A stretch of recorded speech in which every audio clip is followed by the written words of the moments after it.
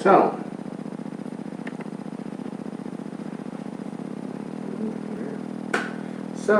after about 12 washings, this is what my new batch of Xplorer darts look like. Look at that. It's that white ring right there. Excess wax, tons of excess wax. Why would a dart head have excess wax? Well, geez, I've never seen wax on a dart head before. Okay, well, there's a reason. These are hand-molded products. For example, these are not injection molded, like, let's say, your full vinyl jackets, that sort of thing. They are actually molded in molds, and then they're pulled. The problem with these is that you have to have what's called a release agent, polyvinyl acetate or canuba wax or something like that. Well, on a new mold, especially one with details like rifling on the front of it, see that? See those grooves right there? That makes a dart that weighs about 0.1, 0.2 grams heavier fly about 10-15 feet farther, and it is nice. But I've had to make a lot of precautions with this build. I'm building 500 darts for Lord Drac, for 500 V3 darts. Also building another 300 on top of the 200 I had to build for my next war, where I had to clean 200 dart heads by hand, and it took me about 3 days to do that. Just to clean them, not to glue them, trim them, anything else. Just to clean them. So these have been sitting in the wash for like over a week, like 8 days, okay? And the water got changed, 12 different washes, and still, I tried a degreasing solution, Gooby Gone, on them, and the problem is that it could get the outside of the rifling pretty good, but not in this one area. Now, why would it have wax? Well, it's really simple. Wax is the only thing that separates, especially if you're talking a silicone mold, aluminum mold, a fiberglass mold, the only thing that separates the material from the mold. And if you don't have a barrier in there, they'll become permanently part of the mold. It's like gluing something instead of removing something. Now, I've worked in fiberglass pretty much all my life since I was a kid. We did stuff for Disney, we did stuff for Persetronics, the M1 and the M2 tank simulators, Lance Camper, Establishment Motorhomes. The very first Rexall Industry motorhomes that came out were Bill Rex and Andy Hall started the company. We did those, okay? So I've been around fabrication all my life. Could I make something like this? Yes, but I wouldn't cheat my buddy Mr. Hang out of it. Now, he did give me a suggestion to use degreaser, which was a citrus-based degreaser. Only he didn't give me a lot of details on it. No MSDSs on it. And the product that he showed doesn't even exist in this country. So, it's been a pain. But it's okay. My policy is always this. Get it right. Doesn't matter how much time it takes. Doesn't matter what it is. Somebody lays out a bunch of money to do darts and do it right, I will do it right. It doesn't matter if you're Drac. It doesn't matter if you're Joe Schmo down the street. It doesn't matter, okay? Not to mention, these are the way I build my darts. So my own darts, I want them to be better too. Well, today a little bit of luck came by. I was at Harbor Freight Tools, and right around the time when I was starting to feel like London Bridge is falling down, falling down, falling down, I started to find these. But even better were their bigger brothers that came with these nice, flat, brass, steel, and allen brushes. The one that got my attention the most is the brass one. Came to the notion, not only could I take the wax off, I could actually make a rough surface on the back side that the silicone will better bind to, because it's the silicone glue, it's go-to glue. Woo! So I'm getting all happy, right? So here it is. So I have to do this for my next 800 dart heads, but this is what it is. So basically, if you wash them like so until you have this white surface. Okay, so that makes it so that it dries. You give it its best attempt, all right? You put them overnight in dish soap overnight, and then you rinse them, and then you one pass. And it doesn't get the top of the head; it only gets the back. So you hold this as so.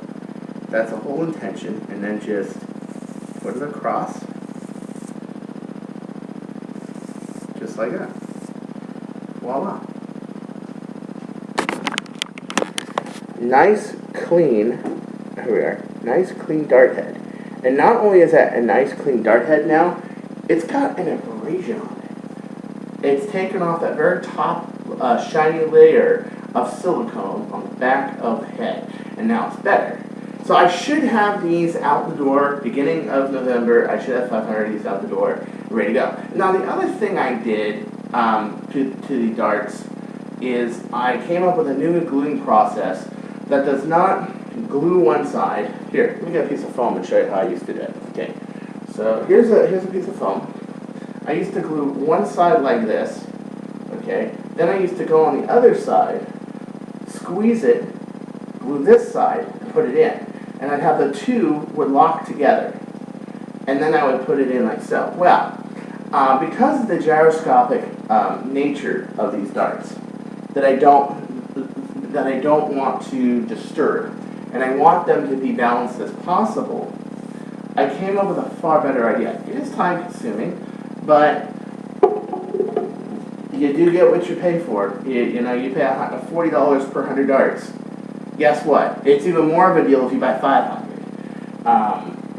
You get what you pay for, okay? This process, instead, was to take one side, glue it, take it as so, and I twist when I do it. And then you take a head from a used full vinyl jacket, put it on the back, put it in there. Wait for this outside of the glue to dry, which usually takes about an hour or two, and you take off the full vinyl jacket, so then that's exposed. You let this dry for another couple days. So now this outside is drying, and in here is drying.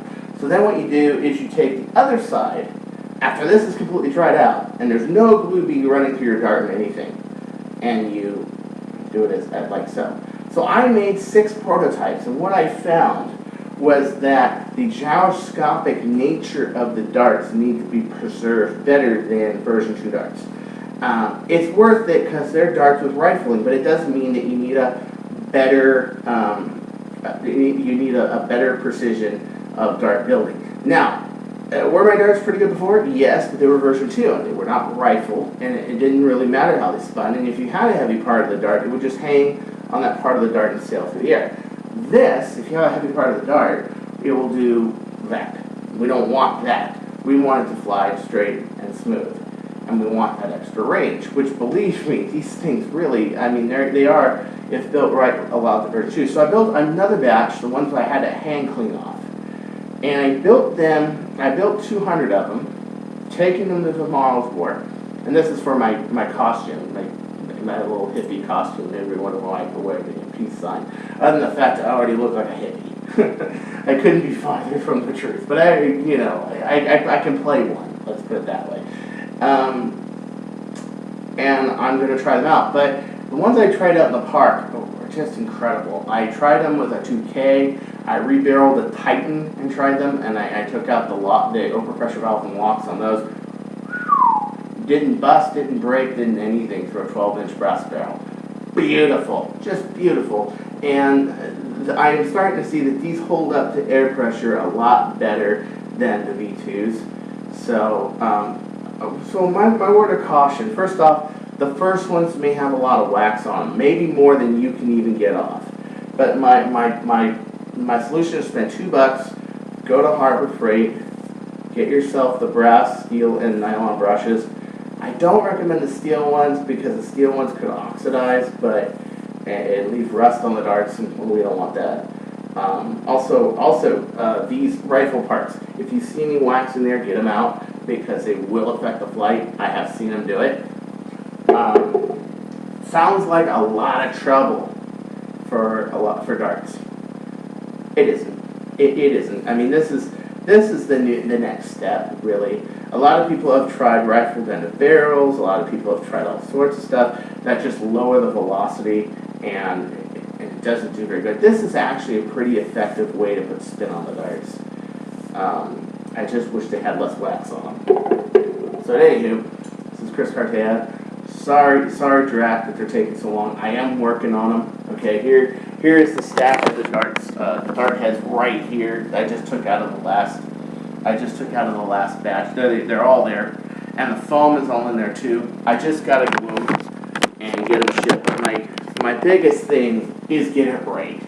That's my thing about anything. My pistols, my blasters, get it right, okay? Because you're going to have a really nice set of darts when they're through, especially ones that get, where I'm sanding the back of them off with a brush and getting every little bit of wax off and not compromising. Because a lot of people would get these and just go, oh, I'll just glue the heads on there, who gives a shit? No, that's not the right way to do that. We skunk work here, we don't shit works. Alright, so I'll see you later. Peace out.